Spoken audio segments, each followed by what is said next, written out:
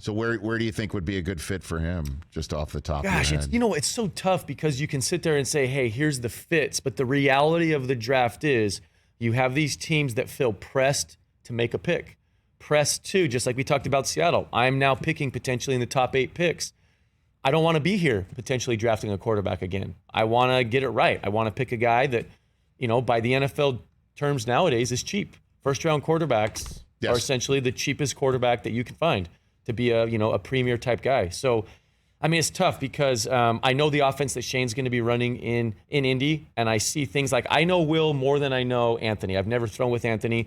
Will has come out and done some work with us in the offseason, has a tremendous arm, like physically, super gifted arm. He refers to it as the cannon that he brought to the combine. So he is really physically gifted. Right. And you see him take off with the football. You see him run.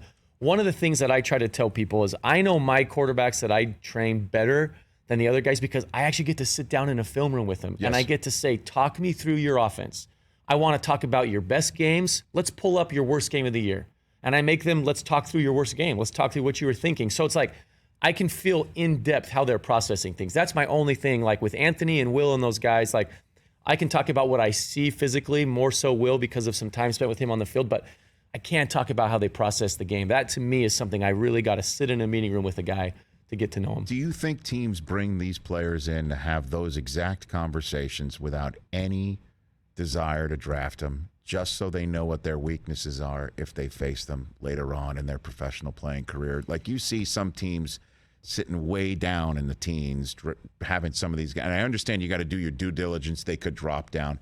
But do you think there's that aspect of this evaluation season, John Beck, where somebody's bringing somebody in and asking them, what was your biggest weakness? Which player gives you the most trouble? Draw it up so we can help you with that if you come here. I don't fully banking that to know what their defense needs to be dialed up against that guy if they face him. It's not a bad thought. It would have to come from a defensive-minded coach, Belichick, like that. Because because you only get so many, right? Like you can bring 30 players to your place. You can only do so many private visits. When you're at the combine and you have your little meeting room, you have a slotted number.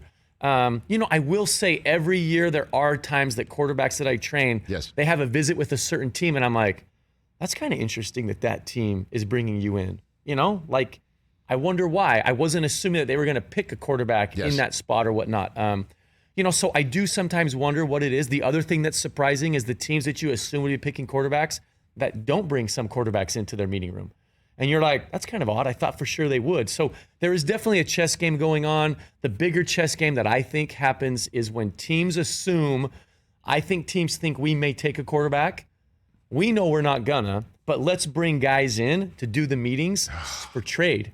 Because if a team assumes that we all of a sudden are going to take a quarterback, they may try to jump us. Another team might have tried to go get that guy. So now we can position ourselves for a trade to add more value to get more picks. So, we know our plan. Let's bring some guys in for that. I think sometimes when those meetings are called, sometimes it's just for draft to be able to potentially get more picks. I heard that Broncos never even brought Cutler in before they drafted him.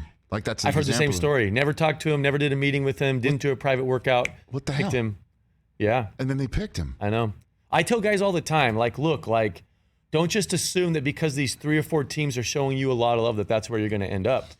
You don't know what team. Mm-hmm. I won't without exposing certain teams because I've had this conversation. Yes. Some teams will purposefully not go to the pro day, purposefully not be around the quarterback after the draft because they know they like him and they don't want anybody else to know that they're interested. Well, the Colts didn't even have half the quarterbacks available in this draft apparently in their meeting rooms at the combine, from what I heard. Sometimes they do that because they know we're going to bring him to our place anyway. I know. They have informals. That's called an informal. Privates, all that type of stuff. Hey, just look who we're running into in the hallway, or they'll set up the ones where they bring the whole group out. Everybody knows this now, but the Colts have been going around to Bryce, CJ, Jaron, those quarterbacks, probably Anthony, probably Will, where they bring the entire brass, right? It's GM, it's like player personnel, it's offensive coaches, they bring the whole group, and boom, boom, boom, we're going to go meet everybody. So why do we need to bring him in at the combine if we know we're going to go do this? Guess, it was Tepper-palooza with all the pro days, the whole Panthers from the Tepper family all the way down. They had everybody. They did. Catch the Rich Eisen Show every single day on the Roku channel, 12 to 3 Eastern for free.